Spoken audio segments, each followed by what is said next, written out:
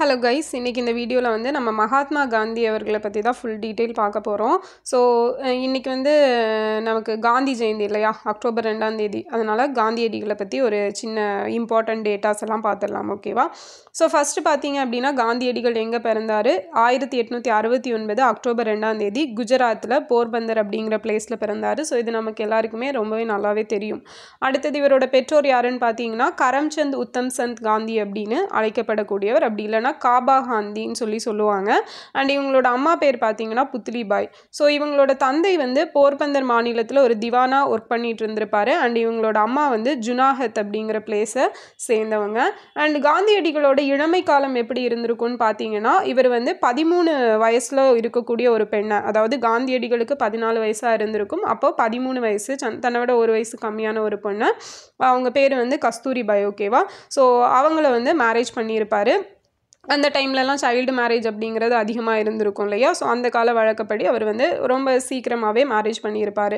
So இவர் வந்து சின்ன வயசில் நாடக நூல் ஒன்று படிச்சிருப்பார். அந்த ஒரு பெயர் என்ன அப்படின்னா சிரவண பிதூர்பத்தி அப்படிங்கிறது. ஸோ இது நம்ம வந்து தமிழ் புக்ஸில் கூட படிச்சிருப்போம்.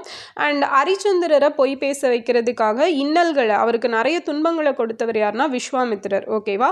அவ்வளோ நிறைய இன்னல்கள் சந்தித்த போதும் நான் பொய் சொல்ல மாட்டேன் அப்படின்னு சொல்லி யார் சொல்லியிருப்பாங்க அப்படின்னா ஹரிச்சந்திரன் வந்து சொல்லியிருப்பார். ஸோ அந்த ஹரிச்சந்திரன் நாடகம் அந்த இதெல்லாம் பார்த்ததுக்கு அப்புறம் தான் காந்தியடிகள் வந்து தன்னோட லைஃப்லையும் தானும் பொய் சொல்லக்கூடாது அப்படிங்கிற ஒரு கொள்கையோட லைஃப் லாங் வந்து இருந்திருப்பாரு அப்படிங்கிறது நமக்கு தெரிஞ்ச ஒரு விஷயம். அண்ட் இவரோட கல்வி அப்படின்னு பார்த்தோன்னா 1887 தன்னோட 18வது வயசில் அகமதாபாத்தில் இருக்கக்கூடிய ஒரு உயர்நிலை பள்ளியில் பட்டம் பெற்றிருப்பார். அதுக்கப்புறமா பாவ்நகர், ஓகேவா, பாவ்நகரில் இருக்கிற ஒரு கல்லூரியில் சேர்ந்து அதுக்கப்புறம் படிப்பை விட்டிருப்பார், ஓகேவா? 1888 லண்டன் பல்கலைக்கழக கல்லூரியில் லா படிக்கிறதுக்காக போயிருப்பார். படிப்பை முடிச்சுட்டு இங்கே வந்ததுக்கப்புறமா பாரிஸ்டர் ஆகிறதுக்காக யூகேயில் இவரை சேர்த்துருப்பாங்க. அண்ட் 1891 பாரிஸ்டர் பட்டமும் வாங்கியிருப்பார். 1891 தன்னோட 22வது வயதில் அவங்க அம்மா வந்து இறந்துடுறாங்க. ஸோ இறந்ததுக்கப்புறமா அவர் இந்தியா வராரு.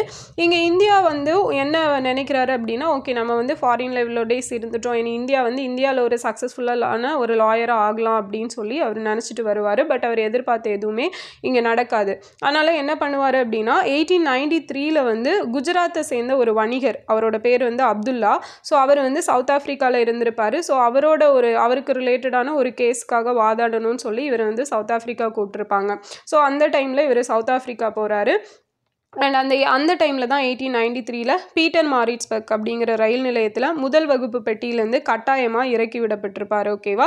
ஸோ அந்த ரேசிசம் அப்படிங்கிறது இதில் வந்து இருந்திருக்கும். அண்ட் அந்த பீட்டர் மாரிட்ஸ்பர்க் அந்த ரயில் நிலையத்தில் காந்தியடிகளோட சிலை வச்சு கீழே கூட அந்த ஸ்டோரி அப்படிங்கிறது இப்போ எழுதியிருப்பாங்க, ஓகேவா? ஸோ சவுத் ஆஃப்ரிக்காவில் நிறுவிய அமைப்புகள் எல்லாம் என்னன்னு பார்த்தோன்னா 1905 ஃபீனிக்ஸ் குடியிருப்பு அப்படிங்கிறதும் 1910 டால்ஸ்டாய் பண்ணை அப்படிங்கிறதும் நிறுவியிருப்பார். ஸோ இவர் வந்து நிறைய வருடங்கள் வந்து தென்னாப்பிரிக்காவில் இருந்திருப்பாங்கன்னு தெரியும். ஸோ 1915 ஜனவரி 9 வந்து இந்தியாவுக்கு வந்திருப்பாங்க. ஸோ ஜனவரி 9 பார்த்தீங்கன்னா வெளிநாடு வாழ் இந்தியர் தினம், அதாவது பிரவாசி பாரதிய திவாஸ் அப்படிங்கிறத நம்ம செலிப்ரேட் பண்ணிட்டு இருக்கோம் 2003 இருந்து. ஆக்சுவலாக 2003 இருந்து வருஷம் தான் செலிப்ரேட் பண்ணிட்டு இருந்தோம். ஸோ ஒரு இயருக்கு அப்புறமா நம்ம இப்போ 2 years once அப்படிங்கிறத இந்த பிரவாசி பாரதிய திவாஸ் அப்படிங்கிறதுக்கு மீட்டிங் எல்லாம் கண்டக்ட் பண்ணிட்டு இருக்கோம், அதை செலிப்ரேட் பண்ணிட்டு இருக்கோம். ஸோ அது எந்த வருஷத்துலேருந்து அந்த மாதிரி 2 years once அப்படின்னு சொல்லி சேஞ்ச் பண்ணியிருப்பாங்க அப்படிங்கிறத கமெண்டில் சொல்லுங்கள், ஓகேவா? அதே போல் காந்தியடிகளோட பிறந்த நாளான அக்டோபர் 2 வந்து சர்வதேச அஹிம்சை தினமாக ஐநா வந்து அனௌன்ஸ் பண்ணியிருப்பாங்க. ஸோ அது எந்த வருஷம் அனௌன்ஸ் பண்ணாங்க அப்படிங்கிறதையும் கமெண்டில் சொல்லுங்கள். அடுத்தது பார்த்தோம் அப்படின்னா இவர் வந்து சில புக்ஸ் எல்லாம் படிச்சிருப்பார், ஓகேவா? ஸோ தாரோ எழுதின புக்கு, அதுக்கப்புறம் வந்து டால்ஸ்டாய் எழுதின புக்கு, ஓகேவா? ஸோ இந்த மாதிரி புக்ஸ் படிச்சிருப்பார். ஸோ அந்த ஒரு 3 புக் இருக்கும், 3 பேர் எழுதியிருப்பாங்க. அந்த 3 புக்கும் யார் எழுதினாங்க, அந்த புக்கோட நேம் என்ன அப்படிங்கிறது ஸோ 10th புக்லேயே நம்ம படித்த டேட்டாஸ் தான், ஓகேவா? அதையுமே மறக்காமல் கமெண்டில் சொல்லிடுங்க. இப்போ காந்திஜியோட ஆரம்ப கால இயக்கங்கள்னு பார்த்தோன்னா 1917 சாம்பரான் சத்தியாகிரகம், ஸோ 19 1915 தான் அவர் என்ன பண்ணுறாரு அப்படின்னா சவுத் ஆஃப்ரிக்காலேருந்து இந்தியா வராரு. ஸோ இந்த இடையில அவர் சவுத் ஆஃப்ரிக்காவில் இருக்கும்போது நிறைய விஷயங்கள் அப்படிங்கிறது நடக்கும். ஓகேவா? ஸோ ஒவ்வொருக்கும் இந்தியர்களுக்கு வந்து அவங்க வந்து அந்த பிளேஸில் வந்து சொந்தமாக இடம் வாங்கிக்கக்கூடாது, நைட்டு இந்த நேரத்துக்கு மேலே வெளியே போகக்கூடாது. ஸோ அந்த மாதிரிலாம் நிறைய கண்டிஷன் வைப்பாங்க. ஸோ அதுக்காகவும் அவர் அங்கே வந்து போராட்டங்கள் எல்லாம் நடத்தியிருப்பார். ஸோ அதே மாதிரி ஸ்மட்ஸ் காந்தி ஒப்பந்தம் அப்படிங்கிறது 1914 பீரியடில் வந்து போடப்பட்டிருக்கும். ஸோ இந்த மாதிரி நிறைய விஷயங்கள் இந்த காலகட்டத்தில் தான் என்னவும் நடந்திருக்கும் அப்படின்னா தென்னாப்பிரிக்க சத்தியாகிரகம். ஓகேவா? ஸோ அங்கேயும் அந்த சத்தியாகிரகம் அப்படிங்கிற ஒரு கான்செப்ட் வந்து கொண்டு வந்திருப்பார். ஸோ தில்லையாடி வள்ளியம்மை அவர்கள் சின்ன வயசுலேயே வந்து காந்தியடிகளுக்கு கூட சேர்ந்து அந்த போராட்டங்கள்லாம் பங்கு பெற்று ஃபைனலாக அவங்க வந்து இறந்தும் இருப்பாங்க இல்லையா? ரொம்பவே சின்ன வயசில் இறந்துருப்பாங்க. அண்ட் அதை பார்த்துட்டு காந்தியடிகள் வந்து என்னோட சொந்த சகோதரியோட இறப்பை விட இவங்க இறப்பு வந்து என்னை வந்து ரொம்பவே கஷ்டப்படுத்துது அப்படிங்கிறதையும் அவர் சொல்லியிருப்பார். அண்ட் அவங்கள பற்றி இந்தியன் ஒப்பீனியன் அப்படிங்கிற பத்திரிகையிலும் எழுதியிருப்பார். ஸோ தென்னாப்பிரிக்க சத்தியாகிரகம் அப்படிங்கிற பத்திரிகையிலும் எழுதியிருப்பார். ஓகேவா? ஸோ இது எல்லாமே அங்கே நடந்த விஷயங்கள். அண்ட் அவர் இங்கே வராரு 1917 சாம்ரான் சத்தியாகிரகம் அப்படிங்கிறது. ஸோ இது சாம்ரான் அப்படிங்கிற பகுதி வந்து நமக்கு பீகாரில் இருக்கும் இல்லையா? ஸோ அங்கே பார்த்தீங்க அப்படின்னா ராஜ்குமார் சுக்லா, ஸோ அவர் தான் வந்து இவங்களை வந்து கூப்பிடுவாங்க. ஓகேவா? ஸோ அந்த பகுதிக்கு போயிட்டு இவருமே வந்து இந்த ஃபஸ்ட்டாக நான் ஒத்துழையாமை இயக்க இதை வந்து சந்திக்கிறேன் அப்படிங்கிறத வந்து சொல்லியிருப்பாங்க. ஓகே. ஸோ இந்த மாதிரியான விஷயங்கள் எல்லாம் நடக்குது. அண்ட் அதுதான் வந்து சாம்ரான் சத்தியாகிரகம். அடுத்தது 1918 கேதா சத்தியாகிரகம், 1918 அகமதாபாத் மில் வேலை நிறுத்தம். நெக்ஸ்ட் வந்து காந்திஜியோட தீவிர ஈடுபாடு இந்திய தேசிய இயக்கம். ஓகேவா? அவர் வந்து இங்கே வந்ததுக்கு அப்புறமா ஐஎன்சியில் ஜாயின் பண்ணிட்டு எல்லாமே பண்ணுறாரு. ஆக்சுவலாக அவர் வரதுக்கு முன்னாடியே கோபாலகிருஷ்ண கோகலே என்ன சொல்லியிருப்பார் அப்படின்னா, நீங்கள் வந்து அப்படி அரசியலுக்கு வர்றீங்க அப்படின்னா நாடு முழுவதும் சுற்றுப்பயணம் மேற்கொள்ளணும், என்னென்ன விஷயங்கள் நடக்குது அப்படிங்கிறத தெரிஞ்சுக்கணும் அப்படிங்கிற மாதிரியான விஷயங்கள் எல்லாம் சொல்கிறாங்க. ஏன்னா கோபாலகிருஷ்ண கோகலே காந்தியடிகளோட குரு இல்லையா? ஸோ கோபாலகிருஷ்ண கோகலேயோட குரு யார் அப்படிங்கிறத கமெண்டில் சொல்லுங்கள். ஓகேவா? அப்போ அவர் சொன்னதை கேட்டு இவர் வந்து நாடு ஃபுல்லாக சுற்றுப்பயணம் மேற்கொள்கிறாரு. ஸோ அதுக்காக தான் நம்ம தமிழ்நாட்டுக்கெல்லாம் வந்திருப்பாங்க. ஸோ தமிழ்நாட்டுக்கு வந்து இங்கே இருக்கிறப்ப தான் என்னாகும் அப்படின்னா இங்கே உள்ள மக்களோட அந்த ட்ரெஸ்ஸிங் ஸ்டைல்ஸ் பார்த்துட்டு அவர் வந்து அவரோட இதை வந்து மாற்றிருப்பார். ஸோ இந்த மாதிரி இருக்காங்க, அப்போ நம்மளும் இந்த மாதிரி பகட்டாக இருக்கக்கூடாது அப்படிங்கிறதுக்காக மாற்றிருப்பார் அப்படிங்கிறதெல்லாம் பார்த்துருப்போம். ஓகேவா? நெக்ஸ்ட் பார்த்தீங்க அப்படின்னா 1919 ஃபெப்ரவரியில் சென்னைக்கு ஃபஸ்ட்டாக வந்திருப்பார். 1919 கிலாபத் இயக்கம், ஸோ அதுக்குமே வந்து உரையெல்லாம் ஆற்றி கொடுத்துருப்பார். அதில் அந்த கிலாபத் மூமெண்ட் ஸ்டார்ட் பண்ணப்போ உரையெல்லாம் நிகழ்த்தியிருப்பாங்க. நெக்ஸ்ட் பார்த்தோம் அப்படின்னா முதலாம் உலகப் போரின் போது காந்தியிடமிருந்து ஆங்கிலேயர்களுக்கு எதிரான அவரது போராட்டத்தில் முஸ்லீம்கள் ஒத்துழைப்பை நாடினர். உலக போரில் தோற்கடிக்கப்பட்ட ஒட்டோமன் பேரரசை ஆதரித்து இயக்கத்தை தடுக்க ஆங்கிலேயர்கள் ரவுலட் சட்டத்தை இயற்றினர். ஸோ ரவுலட் சட்டம் அப்படிங்கிறது என்னென்னா மெயினாக பிடிவாரண்ட் இல்லாமல் எல்லாரையும் அரெஸ்ட் பண்ணணும் அப்படிங்கிறது தான். ஸோ இப்போ வந்து நம்ம பார்த்தோம் அப்படின்னா ஒரு ப்ராப்பர் அரெஸ்ட் வாரண்ட் இல்லாமல் யாரையுமே அரெஸ்ட் பண்ண முடியாது. என்ன ரீசனுக்காக நீங்கள் அரெஸ்ட் பண்ணுறீங்க அப்படிங்கிறதும் சொல்லணும். ஏன்னா இந்திய குடிமகனாக இருக்கக்கூடிய ஒவ்வொருவருமே நம்ம வந்து அதை தெரிஞ்சுக்க வேண்டியது வந்து ரொம்பவே அவசியமான விஷயம். ஸோ அப்போ அந்த பீரியடில் வந்து அந்த மாதிரி பிடிவாரண்ட் இல்லாமல் அரெஸ்ட் பண்ணிக்கலாம் அப்படிங்கிறத ரவுலட் சட்டமாக கொண்டு வராங்க. ஸோ இதுக்கு நாடு முழுவதும் எதிர்ப்பு அப்படிங்கிறது கிளம்புது. ஸோ இதுக்கு பேர் வந்து கருப்பு சட்டம் அப்படின்னு சொல்லி வைக்கிறாங்க. ஸோ காந்தியடிகள் வந்து இதுக்காக எல்லாத்தையும் இது பண்ணி ரெடி பண்ணி ஒரு சத்தியாகிரகம் மாதிரியான விஷயங்கள் எல்லாம் நடக்குது. அண்ட் இதுக்காக தான் ஏப்ரல் 6 பார்த்தீங்க ஆக்சுவலாக 1919 மார்ச் 18 வந்து ஃபஸ்ட்டாக கொண்டு வருவாங்க இந்த ரவுலட் சத்தியாகிரகம் அப்படிங்கிறது. ஸோ இதுக்கு ஏப்ரல் நிறைய எதிர்ப்புகள் எல்லாம் கிளம்பும். ஏப்ரல் 6 அமிர்தசரஸில் டாக்டர் சைஃபுதீன் கிச்லு, சத்யபால், ஸோ 2 பேரையும் வந்து அரெஸ்ட் பண்ணுவாங்க, 2 தலைவர்களையும். ஸோ இந்த மாதிரியான காலகட்டத்தில் அண்டு அவர் வந்து இங்கேயுமே நம்ம சென்னையில் வந்து கூட ஒரு மீட்டிங்கில் வந்து கலந்துக்கிட்டு பேசுவார். மக்கள் எல்லாருமே இதுக்கு ஆதரவு தெரிவிச்சிருப்பாங்க. அண்ட் 1919 ஏப்ரல் 13, ஸோ ரவுலட் சத்தியாகிரகம் இந்த பிரச்சனையெல்லாம் போயிட்டுருக்குது. ஏப்ரல் 13 என்ன நடக்குது அப்படின்னா ஜாலியன் வாலாபாக் துயர சம்பவம் அப்படிங்கிறது நடக்குது. அண்ட் அந்த பிளேஸில் வந்து எல்லாரும் கூடி இருந்து எதிர்ப்பை தெரிவிக்கிறதுக்காக கூடுறாங்க. ஸோ நம்ம டயர் இல்லையா, ஸோ ரெஜினால் டயர், மைக்கேல் ஓ டயர் 2 பேரும் தான். ஒருத்தர் வந்து கர்னலு, ஒருத்தர் வந்து இங்கே வந்து அதை நடைமுறைப்படுத்துகிறவர். ஸோ ஒருத்தர் ஆர்டர் போடுவார், ஒருத்தர் வந்து சுடுவார். அண்ட் இந்த இதில் வந்து 379 பேர் இறந்துட்டாங்கன்னு அஃபிஷியலாக சொல்லியிருப்பாங்க. பட் அதில் ஆயிரக்கணக்கான மக்கள் வந்து இறந்துருப்பாங்க. ஒரு 10 நிமிடங்கள் நடத்தப்பட்ட ஒரு துப்பாக்கி சூடு, பயங்கரமான துப்பாக்கி சூடு. அங்கேருந்து யாராலையுமே தப்பிச்சு போக முடியாது, ஒரே ஒரு நுழைவாயில் தான் இருக்குது. ஸோ இந்த டைமில் வந்து எல்லாருமே வந்து இறந்துடுறாங்க. ஸோ அது வந்து ரொம்பவே ஒரு துயரமான சம்பவம். அண்ட் அந்த ஜாலியன் வாலாபாக்குக்கு எதிர்ப்பு தெரிவித்து தான் யார் வந்து இது பண்ணுவாங்க அப்படின்னா, நம்ம ரவீந்திரநாத் தாகூர் தனக்கு கொடுக்கப்பட்ட நைட்வுட் பட்டத்தை கூட திறந்திருப்பார், எனக்கு வேண்டாம் அப்படின்னு சொல்லி திருப்பி கொடுத்துருப்பாரு. ஸோ இந்த ஜாலியன் வாலாபாக் நிகழ்வு தான் என்ன ஆயிருக்கும் அப்படின்னா, நம்ம பகத்சிங் அவர்களை ஒரு இது படுத்தியிருக்கோம். இன்னும் நம்ம வந்து தேசத்துக்காக ஏதாவது பண்ணணும் அப்படிங்கிறத அவரை உத்வேகப்படுத்தினது இந்த சம்பவம் தான். ஸோ இந்த ஜாலியன் வாலாபாக்கு அப்புறமா நிறைய தலைவர்கள் அப்படிங்கிறது இன்னுமே ரொம்ப எழுச்சி பெற்றிருப்பாங்க. ஓகேவா. நெக்ஸ்ட்டு 1920 ஒத்துழையாமை இயக்கம் அப்படிங்கிறத காந்தியடிகள் தொடங்குறாரு. 1921 மதுரை விவசாயிகளோட எளிய கோலத்தை கண்டு ஆடை உடுத்தினார். ஸோ இதுவும் நம்ம ஆல்ரெடி பார்த்துட்டோம். 1922 February 5 சௌரி சௌரா சம்பவம் அப்படிங்கிறது நடக்குது. ஒரு போலீஸ் ஸ்டேஷனில் 22 காவலர்களை மக்கள் வந்து வச்சு எரிச்சு கொண்டுடுறாங்க. ஸோ இதுக்கப்புறமா என்ன ஆகுது அப்படின்னா, February 11 ஓகேவா, ஸோ 11-12 இந்த டைமில் வந்து ஒத்துழையாமை இயக்கத்தை வந்து காந்தியடிகள் நிறுத்திடுறாரு. ஸோ நீங்கள் வந்து இப்படியெல்லாம் பண்ணிகிட்ருக்கீங்க, அதனால் நம்ம வேண்டாம், எல்லாத்தையும் ஸ்டாப் பண்ணிக்கலாம் அப்படின்னு சொல்லி நிறுத்திடுறாங்க. அதுக்கப்புறம் 1924 பெல்காம் காங்கிரஸ்க்கு வந்து காந்தியடிகள் தலைமை தாங்குறாரு. ஸோ காந்தியடிகள் தலைமை தாங்கிய ஒரே ஒரு ஐஎன்சி செஷன் எதுனா பெல்காமில் நடந்தது தான். ஸோ இந்த பெல்காம் அப்படிங்கிறது எந்த ஸ்டேட்டில் வருது அப்படிங்கிறத கமெண்டில் சொல்லுங்கள். ஓகேவா. நெக்ஸ்ட்டு 1930 உப்பு சத்தியாகிரகம், சட்ட மறுப்பு இயக்கம் ரெண்டுமே வருது. அண்ட் உப்பு சத்தியாகிரகம் நமக்கு தெரியும், அவர் வந்து தண்டி மார்ச் அப்படிங்கிறது அங்கே நடக்கும்.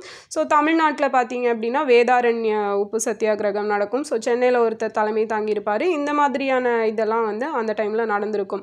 ஸோ வேதாரண்ய உப்பு சத்தியாகிரகம் வந்து ராஜாஜி அவர்கள் தலைமையில் நடந்திருக்கும். ஸோ சென்னையில் நடந்த சத்தியாகிரகம் யார் தலைமையில் நடந்துச்சு அப்படிங்கிறத சொல்லுங்கள்.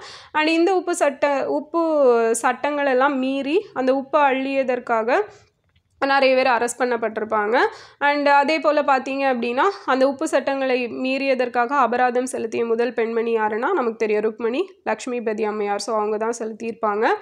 அண்ட் அதே போல் பார்த்தீங்கன்னா அடுத்தது 1931 காந்தி இர்வின் ஒப்பந்தம் மார்ச் 5 போடப்பட்டிருக்கும். ஸோ இப்போ கூட Group 2 எக்ஸாமில் கேட்டாங்க இல்லையா, க்ரோனாலஜிக்கல் ஆர்டரில் இந்த இயர்ஸ் எல்லாம். ஸோ ரொம்ப முக்கியம்.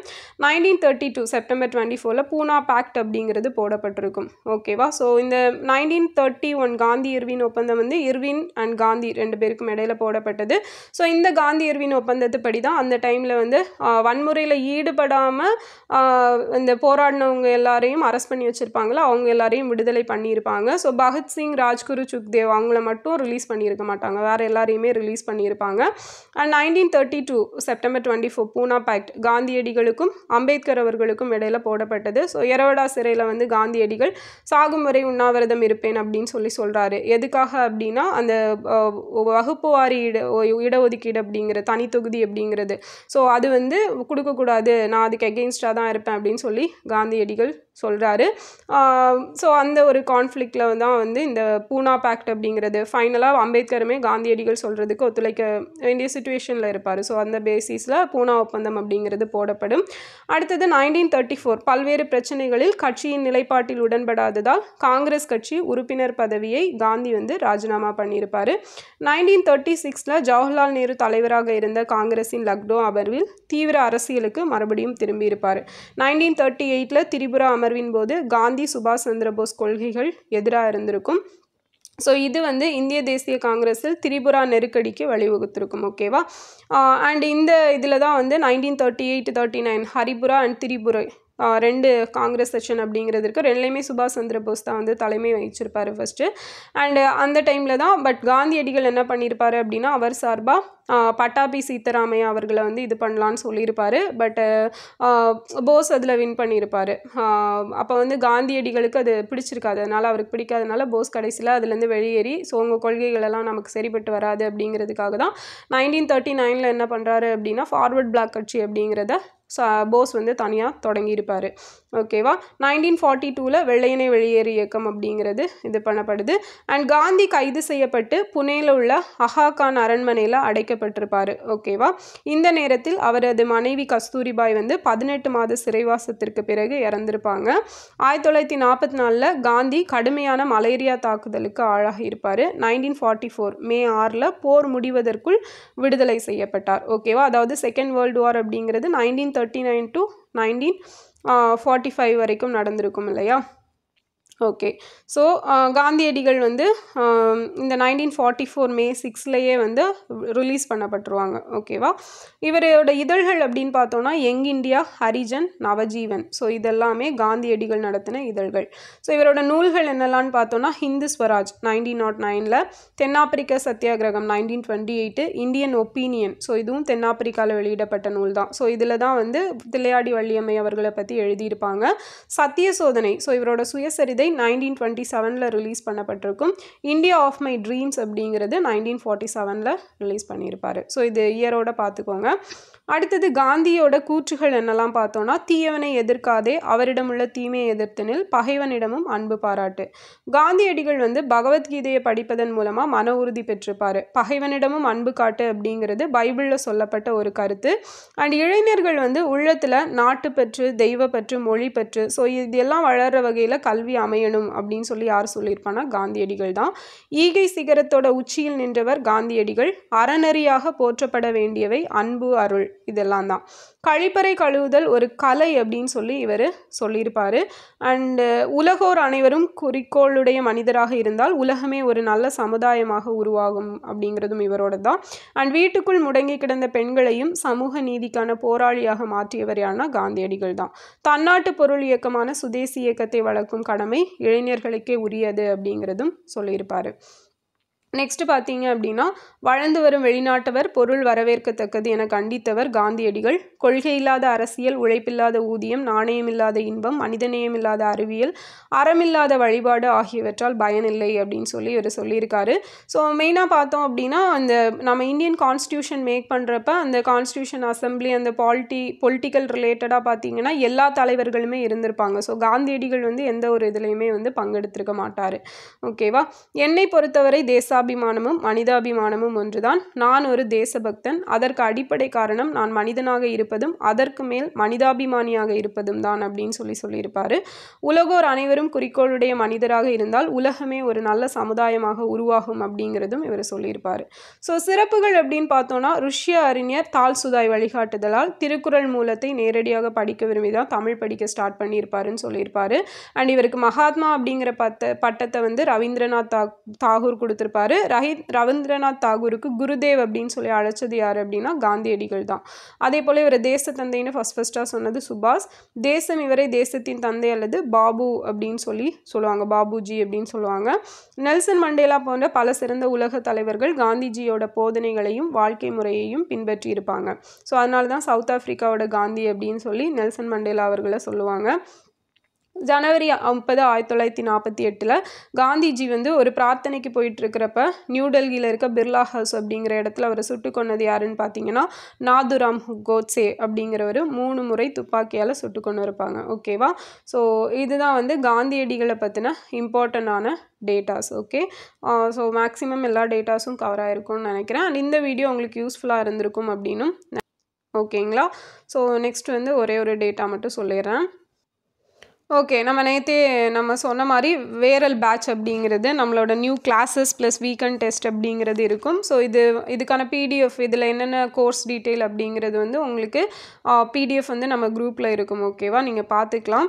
அண்ட் ஆர்எல்ஸ் நீங்கள் வந்து எனக்கு டிஎம் பண்ணாலும் அதை பற்றின டீட்டெயில்ஸ் வந்து அட்மின்ஸ் உங்களுக்கு ப்ரொவைட் பண்ணுவாங்க.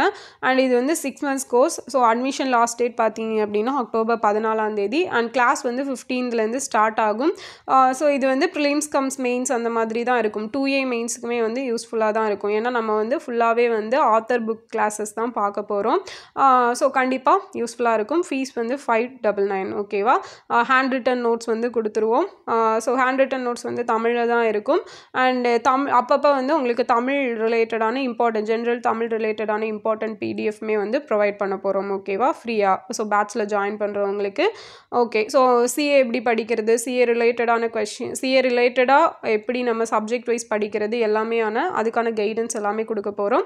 ஸோ பேட்ச் வந்து யூஸ்ஃபுல்லாக இருக்கும், கண்டிப்பாக ஜாயின் பண்ணிக்கோங்க. ஓகேங்களா? Okay fine. ஸோ நெக்ஸ்ட் வீடியோவில் பார்க்கலாம். தேங்க்யூ. ஸோ இதை பற்றி எதாவது டவுட் இருந்துச்சு அப்படின்னா நீங்கள் குரூப்பில் கேட்கலாம், டெலகிராம் ஆர்எல்ஸ் டிஎம் பண்ணலாம். ஓகேவா? ஓகே, நெக்ஸ்ட் வீடியோவில் பார்க்கலாம். தேங்க்யூ.